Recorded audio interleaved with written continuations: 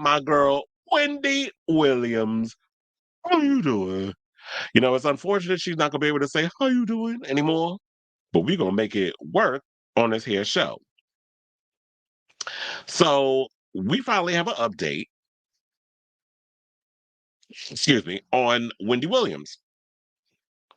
So a couple of days ago, I think it was like, was it yesterday or Wednesday? All I know is I couldn't wait to come up in here and do this show because or this episode to talk about this, but unfortunately I was busy yesterday. Like I had so much stuff going on. I wanted to do a show yesterday, but I couldn't because it was gonna fit my schedule. So I was like, look, good things come to those who wait.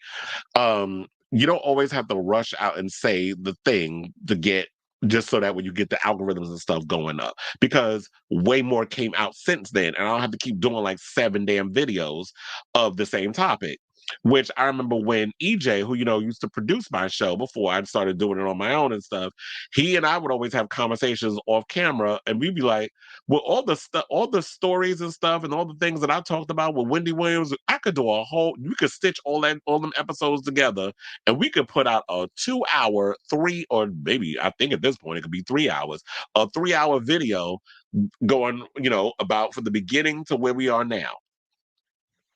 So they did an article with People Magazine, her family, and 2.5 years, we didn't know what was going on. We had an idea.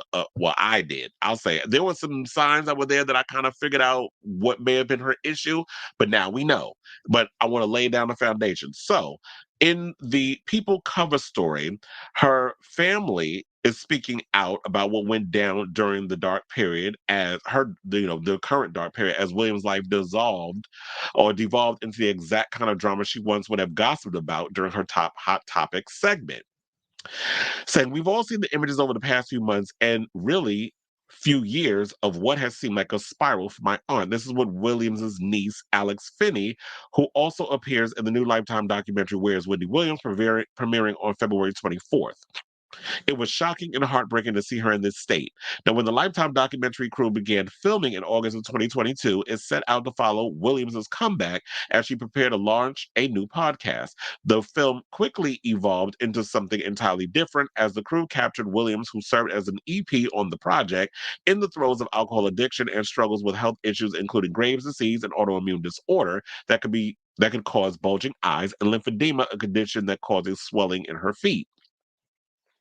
A particularly gut-wrenching scene shows Williams, who turned 60 in July, asking her driver to take her past the former Wendy Williams show studio, forgetting that she had done so only moments earlier. I don't know what the hell is going on. Her driver says in the documentary, I think she's losing memory. She doesn't know who I am sometimes. The documentary crew stopped filming Williams in August of 2023. That month, she entered a facility to treat cognitive issues, her manager and jeweler Will Selby says in the film. Her son reveals in the documentary that doctors have connected these issues to alcohol use. Williams remains in the facility to this day, and her family says that a court-appointed legal guardian is the only person who has unfettered access to her. Her family said that they don't know where she is and cannot call her themselves, and she can call them.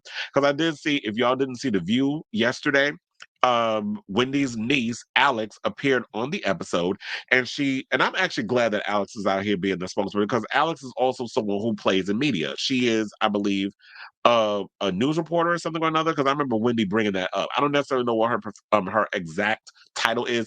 Journalist, someone who gets on the news. Sits in the chair like she was Roz Abrams. I'm gonna give y'all old name. Sue Simmons. I don't know what her position is, but I know that Alex is someone who also works in media. So we'll say that.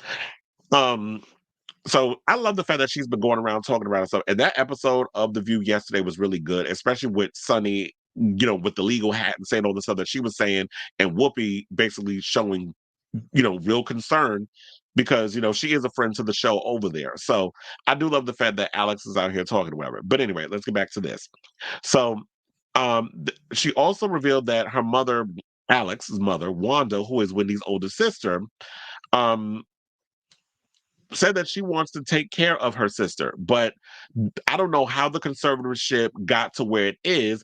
And then I remember they were also, and where the family can't even have a say so on what's going on. And then another thing that they brought up was the fact that um with the conservatorship and everything, it's like, well, I understand why Wells Fargo put the stop on the money because something was going on with the finances and stuff, and they had to like block it and whatever's going on. But if this conservator is doing all the stuff she's doing, her name is Sabrina, by the way. Yeah, I'm putting her name out there. They won't say it, but her fucking name is Sabrina, so we're gonna put it out there.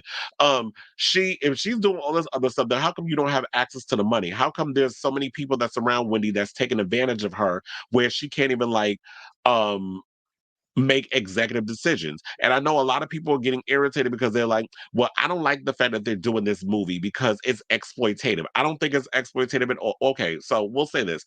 It's partially exploitative because, and I think people look at it this way because you're looking at it from a standpoint of you're seeing something that is making you uncomfortable. So when you see something that makes you uncomfortable, it makes you feel uneasy, you're going to automatically say it's um exploitative.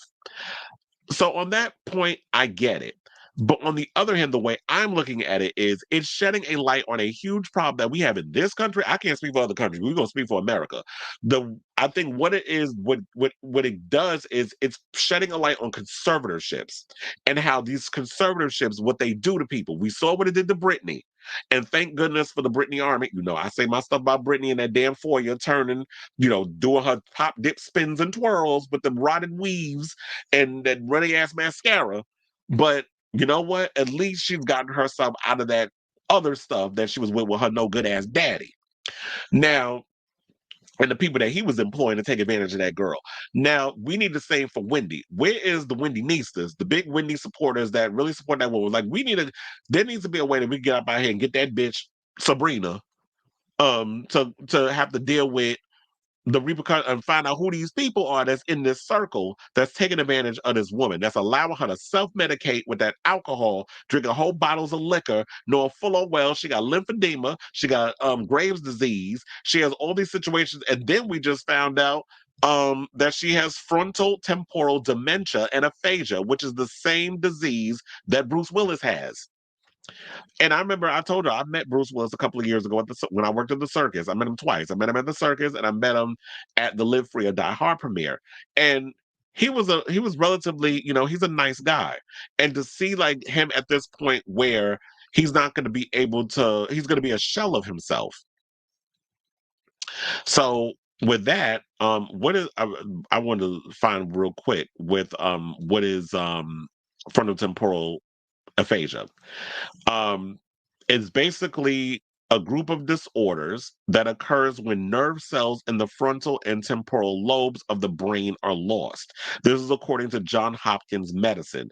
FTD can affect behavior, personality, language, and movement. Receiving a diagnosis has enabled Winnie to receive the medical care that she requires. This is what the statement says. The decision to share the news was difficult to make after careful consideration, not only to advocate for understanding and compassion for Wendy, but to raise awareness about aphasia and frontotemporal dementia and support the thousands of others facing similar circumstances.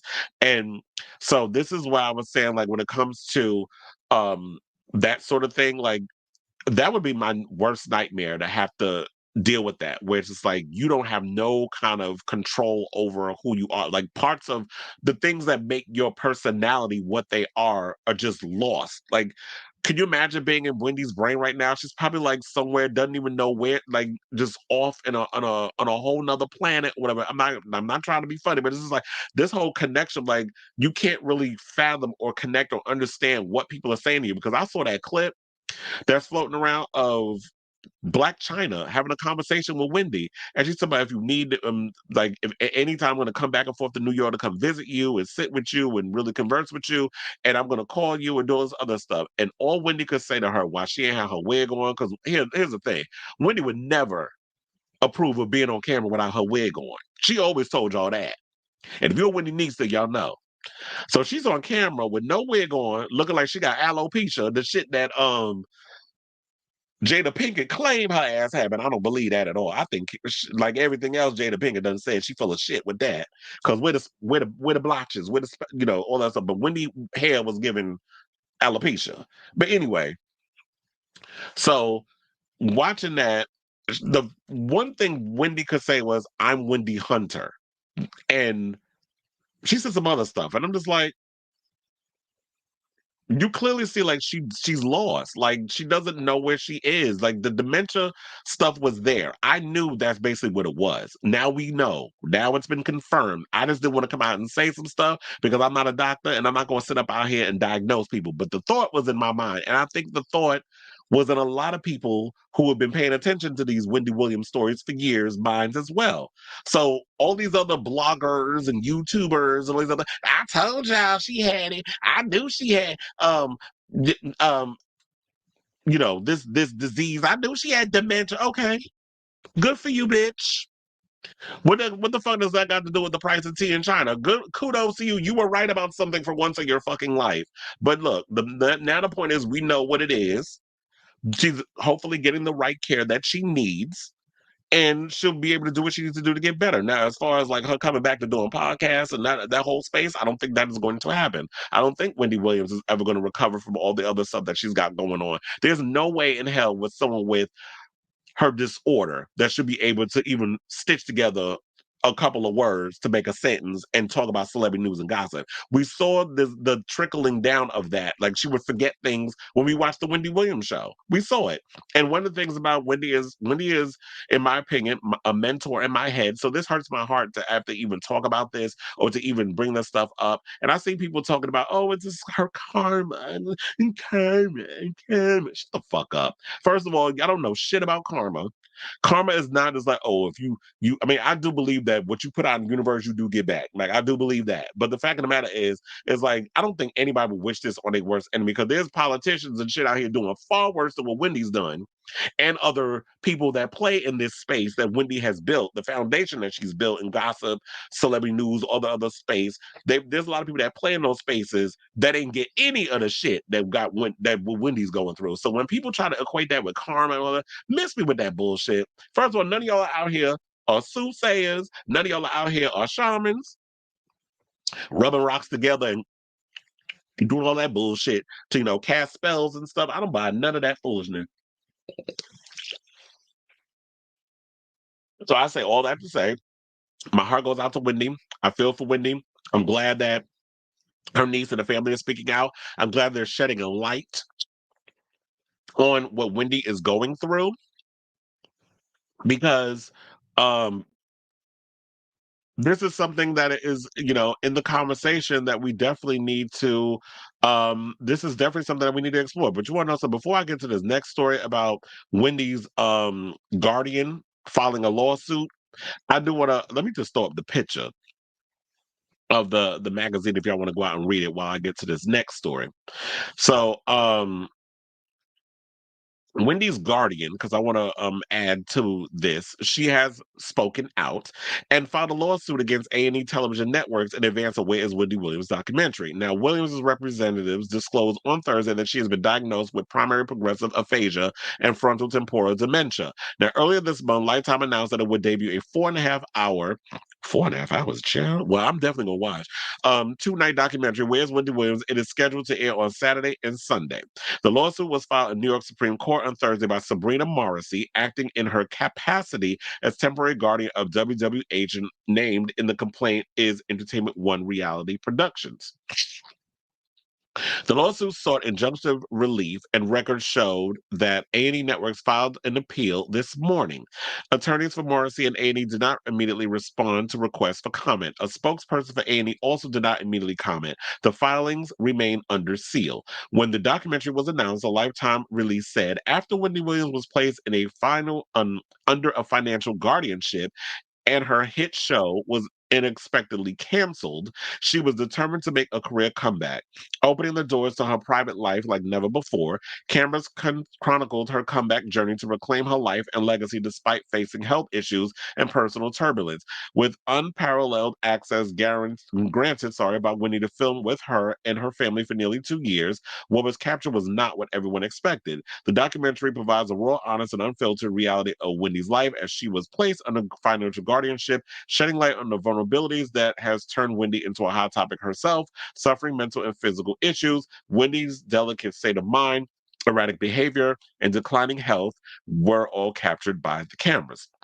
Williams herself said the documentary, I'm going to tell you something. If it happens to me, it can happen to you. She's also an executive producer. So here's the thing.